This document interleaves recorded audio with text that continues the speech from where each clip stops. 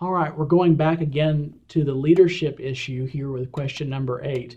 And I just have to say, I'm thoroughly enjoying watching you speak to the people that are your brothers and sisters that are dear to you in this way. I can see the passion that you have, and it's just great to be a part of this with you, Ronnie. Question number 8, what is the leadership actually doing? Now, let's not get off track with that, because we can go on a lot of rabbit trails when we start talking about leadership and what makes a good leader. But here's what we're intending, okay? How are we as leaders modeling what we're teaching? Okay? So is there a living example for others to follow that reveals what it looks like when they are doing what we are preaching and teaching? How are they able to actually follow the example?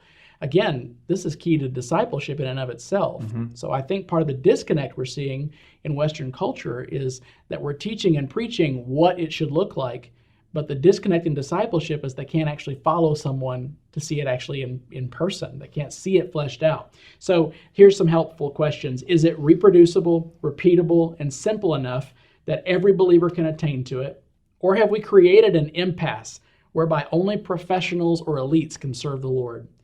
So how does the image of Christ really look to our communities? How does the image of Christ really look to our communities as compared to the Gospels?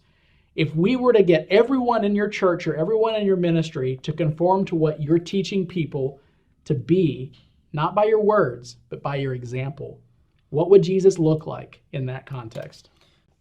Exactly, as I mentioned before in previous points, that the dangerous part of following the leader is what kind of a role model he's setting up for his church members. And I've seen several ministries and several church members, as a matter of fact, they follow exactly even the way how their church leader is behaving, the tone of preaching, the style of teaching, and it's impacting the church, but it's impacting the community.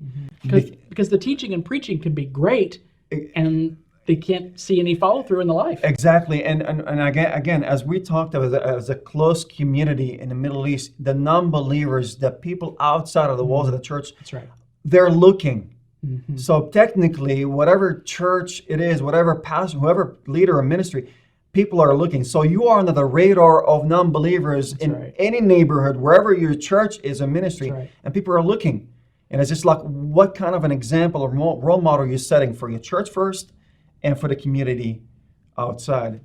أحبائنا، في هاي النقطة رح نتطرق للقيادة في الكنيسة ولقادة الكنيسة. والسؤال المركزي بتمحور في هاي النقطة هو فقط بسيط. هل إحنا كقادة بنكون قدوة ومثال لعم نعلمه وعم نعد الكنيسة والتلاميذ في حقل الخدمة؟ هل خدمتنا بتعكس بالفعل إنها خدمة مؤثرة قابلة للتضاعف وللتكاثر؟ وطبعا هل فيها استمرارية واحتواء ولامتداد الملكوت، أو إحنا عمليا فقط من خلال تعاملنا أو خدمتنا عم نعد فقط أجواء وبيئة إنه هاي الخدمة فقط متاحة للمحترفين، فقط للعلمانيين أصحاب التدريب والمعدين فقط للخدمة؟ وهل هاي الخدمة اللي إحنا منقود شعب الرب فيها بتعكس يسوع المسيح للمجتمع حوالينا في بشارة الإنجيل؟